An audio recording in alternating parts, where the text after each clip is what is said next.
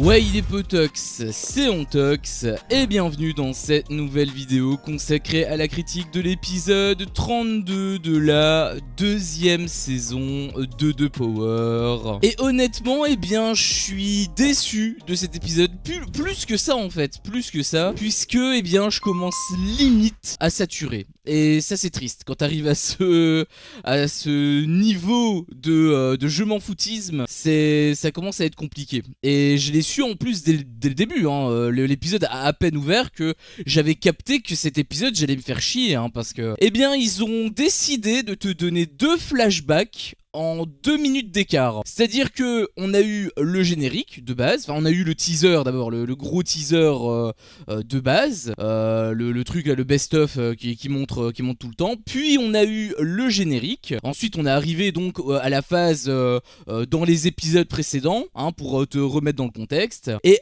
au moment où l'épisode a commencé, eh bien t'as Delta qui te résume ce qui s'est passé à l'épisode précédent. C'est-à-dire que t'as eu 2 fois dans les épisodes précédents, coup sur coup. Sauf qu'il y en a un, c'était l'épisode. Puisque c'est Delta qui te l'a dit en mode voix off. Enfin, de toute façon, c'est une voix off. Mais... Et plus tard, à peine t'as terminé le délire là avec dans les épisodes précédents pour t'expliquer le contexte. Parce que c'est vrai que t'as pas vu l'épisode précédent, ça me paraît logique. Hein. On n'a pas du tout vu la soirée des vérités qui était totalement vide. Et qu'ils ont essayé de te faire passer ça sous le coup des révélations. Alors qu'en réalité, il y avait aucune révélation, puisqu'on le savait de toute manière, et les candidats, j'ai l'impression qu'ils sont battus un petit peu les couilles. Et 2 minutes plus tard, on a encore eu un flashback où justement il y a eu cette fameuse soirée des vérités pour expliquer le contexte, puisque apparemment les avantages que les candidats avaient, c'est-à-dire le casque, le bandeau et le scotch sur la bouche, eh bien ils devaient le porter toute la nuit. Et apparemment le matin aussi. Alors j'avoue que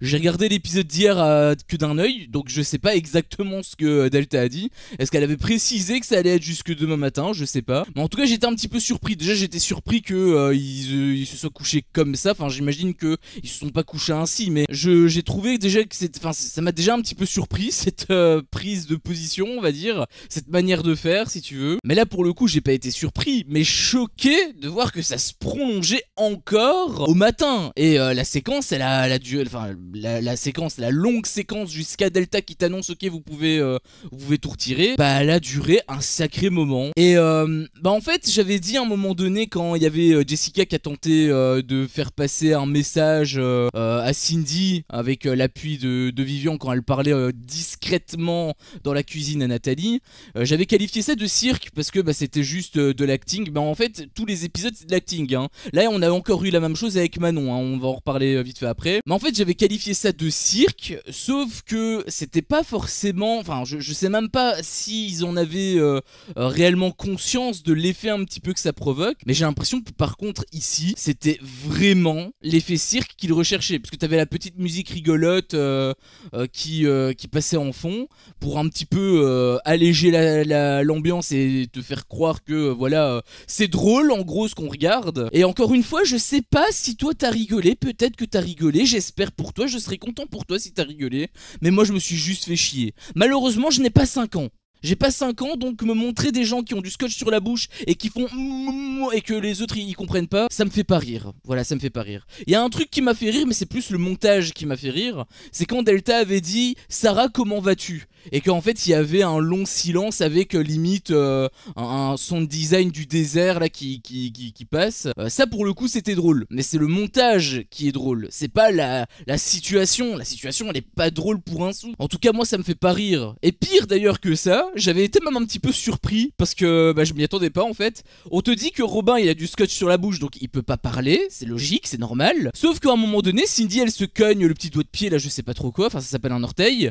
Et t'as Maxence qui débarque, qui est un peu surpris, qu'est-ce qu'elle a fait? Et tu as Robin qui lui explique avec le scotch et on comprend ce qu'il dit. Et Maxence a compris aussi ce qu'il a dit, enfin bref le scotch ne sert à rien. Et j'ai envie de dire c'est la preuve ultime que toutes ces séquences de merde, bah elles sont juste là pour faire des séquences en fait. Elles sont juste là pour faire des séquences. C'est terrible parce que l'épisode dure 40 minutes générique inclus. Ça veut dire que si tu retires tous les génériques et tout, bah l'épisode dure à peine 33 minutes. Et en 33 minutes, minutes, eh bien j'ai quand même réussi à me faire chier. On n'est pas au même stade que Banijé avec les apprentis aventuriers où les épisodes faisaient 55 minutes et je me faisais chier pendant 55 minutes. Là je me faisais chier que pendant 33 minutes, donc il y a quand même 20 minutes de mon temps libre qui n'ont pas été amputés, donc là pour le coup je les remercie quand même. Mais ça reste relou, ça reste chiant, je m'ennuie, c'est fade, il se passe rien, le jeu avance mais en réalité sans trop avancer puisque bah, dans tous les cas, les candidats connaissent l'identité du power player, il a même pas d'enquête. Et d'ailleurs justement on peut en parler de ça puisqu'on a eu la fameuse confrontation qui a encore une fois mené à rien. De toute façon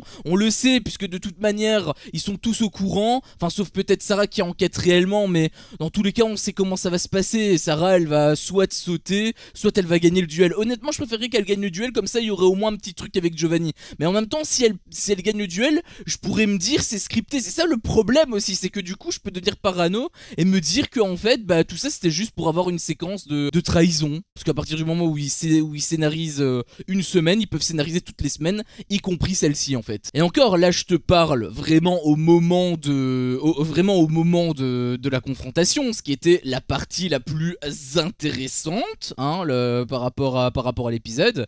Mais avant de passer à la confrontation, ils ont fait le même truc que Banijé, c'est-à-dire que ils t'ont préparé le terrain avec des longues séquences. Et les séquences en question c'était quoi? Bon il y avait Maïsan qui était en train de coacher un petit peu si tu veux Sarah, sauf que Robin était présent donc finalement bah on se doutait comment ça allait se terminer. Et pareil pour Manon, sauf que forcément eux ils sont au courant, enfin Manon et Giovanni, sauf que eux forcément ils sont au courant.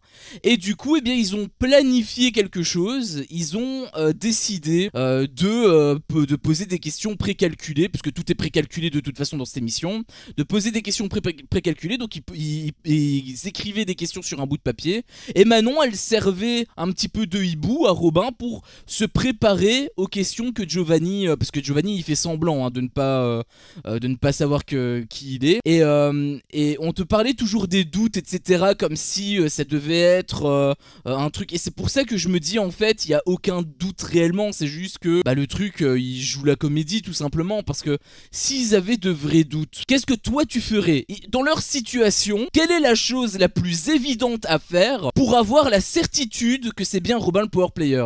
Eh bien c'est très simple, tu prépares des questions. Manon elle sert de hibou pour que Robin puisse répondre. Bah tout simplement tu copies les réponses que Robin te donne. Comme ça si les réponses qui sont données sont les mêmes que ce que Robin t'a communiqué, bah ça veut dire qu'il y a de très très fortes chances que ce soit Robin. Pas forcément sûr à 100% puisqu'il peut quand même balancer les réponses.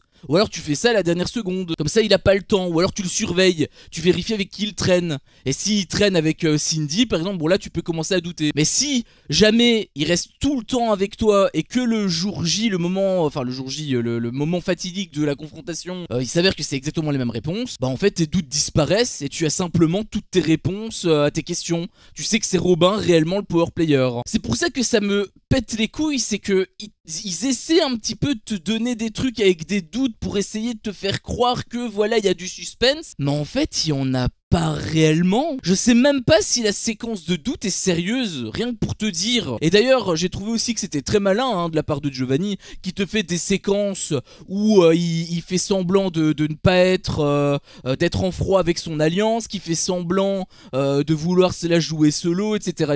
Et où est-ce qu'ils font leur petite manigance? En plein milieu du jardin, un Manon, Antoine, Mélanie, Giovanni, le quatuor en plein milieu du jardin, et ils vont te faire croire aux autres, pas à nous, nous on est au courant que c'est du bullshit, mais ils vont faire croire entre guillemets aux autres que eh bien ils sont en froid et que Giovanni veut jouer en solo. Donc moi je veux bien qu'il se passe des trucs, moi je veux bien qu'il y ait des trucs, des petits coups de folie ainsi qui pop dans l'émission, mais si encore une fois ça se fait de manière complètement incohérente, bah moi ça me sort du truc. C'est complètement illogique déjà l'action de Giovanni, et en fait tout ça découle du fait que bah, ça crée plein de séquences, puisque là tu vois toutes les séquences qu'on a eues depuis le début, bah s'il avait pas fait ça on n'aurait pas eu ces séquences, et donc s'il avait pas fait ça on aurait eu 3 épisodes en moins, en gros je te traduis le truc hein. Donc bah voilà un petit peu mon problème que j'ai principalement avec cette émission, c'est qu'il ne se passe plus rien, et quand il se passe des trucs, bah je ne me sens pas investi, parce que bah je sais ce qui va se passer en fait. On sait que Robin, enfin ils savent, on sait qu'ils savent que le power player est Robin, et donc bah il y a plus de jeu. C'est un petit peu comme si dans les traîtres, bah, on connaissait l'identité des traîtres, enfin que les autres joueurs connaissaient l'identité des traîtres. Bah s'ils connaissent l'identité des traîtres, bah, il n'y a plus de jeu, il n'y a plus d'enquête, parce qu'ils doivent juste être désignés. Donc ils vont faire quoi? Parce qu'ils doivent quand même combler les missions sur 2 heures. Bah ils vont créer des séquences quand même, des séquences qui puent le fake bien évidemment, mais ils sont obligés de faire semblant pour pouvoir quand même avoir le nombre d'épisodes nécessaires, la durée nécessaire pour faire un épisode, tu vois. Enfin eux c'est peut-être un petit peu différent, je sais pas comment ça se passerait si jamais ce cas de figure apparaît chez les traîtres, mais c'est pour un petit peu te faire comprendre la transition entre deux power et les traîtres. À quel point le concept de deux power est génial, mais que appliqué ainsi, bah ça te nique complètement ton système en fait. Ça te nique complètement ton concept. Et en fait je me dis même peut-être que les séquences qu'il crée là, les séquences fake, si ça tombe c'était même pas voulu. C'est juste que la prod a vu que bah en fait il se passait rien, que bah ils se sont sentis obligés de faire des trucs parce que sinon ils se sont dit notre émission elle va puer du cul quoi, il va rien se passer. Peut-être, je sais pas, c'est une hypothèse. Mais dans tous les cas, à partir du moment où tu signes 70 épisodes, tu te doutes que tu vas devoir combler ou alors tu vas devoir bosser 2 fois plus pour avoir la même intensité. Et là en l'occurrence ce n'est pas le cas. Donc je sais pas si c'est une erreur de leur part par rapport à la mise en place, par rapport aux préparatifs, par rapport au contrat. Je sais pas si c'est totalement volontaire ou non parce qu'ils décident soudainement de se transformer en Banijé. J'en ai strictement aucune idée. La seule chose que je peux dire c'est que je me fais chier. Et j'ai très peur de me faire chier jusqu'à la demi-finale. Parce que si toutes les semaines sont les mêmes, alors là c'est parce que c'est un petit peu particulier, c'est parce que c'est Robin. Mais étant donné que les power players arrêtent pas, en tout cas la majorité des joueurs appartiennent à une alliance. Genre si c'est Antoine, si c'est Maxence même peut-être Cindy, puisqu'ils sont quand même dans la même alliance, hein. Bah il y a de grandes chances pour que ce soit simplement dévoilé à son alliance et que du coup il y a plus de jeu puisqu'ils vont tout fausser exactement comme ils font à chaque fois. Donc c'est chiant, hein, c'est bien chiant. Je suis curieux de voir les chiffres, hein. On m'avait déjà dit un petit peu dans les commentaires à un certain moment et les chiffres étaient vraiment pas glorieux. Bah je peux totalement les comprendre parce que déjà que c'est une émission qui est un petit peu nouvelle, c'est un petit peu compliqué déjà à la base d'accrocher le public que t'avais accroché en saison 1. Mais si en plus tu fais absolument rien de ce que t'as fait en saison 1, bah là c'est logique qu'ils perdent des 100 000 spectateurs en l'espace de un épisode quoi, hein. J'en suis pas choqué, personnellement j'en suis pas choqué. Je suis un peu triste en avance parce que il y a un monde où ils se disent ah bah notre émission finalement elle ne fonctionne plus et du coup ils passent à autre chose. Et là pour le coup ce sera un petit peu dommage parce que le problème c'est pas le concept en lui-même, le problème c'est comment est-ce qu'ils l'ont fait sur cette saison 2. Donc à voir comment ça va se passer par la suite, mais le truc c'est que j'ai l'impression que toutes les semaines vont être identiques. Là, est-ce que tu sens pas un petit peu, pour moi il y a deux possibilités, soit Sarah elle se fait éliminer parce qu'elle est complètement à l'ouest, on l'avait même vu parce qu'elle pense que c'était Antoine, soit c'est Robin qui dégage parce que il va se faire trahir par Joe. Et ils peuvent te mettre des doutes, oui, je sais pas, je suis pas certain que ce soit Robin, mon cul. Hein, mon gros cul, j'ai envie de te dire. Moi je suis persuadé que c'est du bullshit. Donc on verra bien sûr, mais je me dis sur cette semaine là c'est déjà foutu niveau suspense. Et sur les prochaines semaines, bon bah faudra voir qui sera le power player. Mais eh bien ça risque d'être encore bien chiant. Sachant que il va rester encore 9 candidats, putain de merde. On va se taper un mois en gros de diffusion avec les semaines ainsi, hein. Je sais pas si t'en as conscience. Puisque la demi-finale ça se joue à 5 candidats.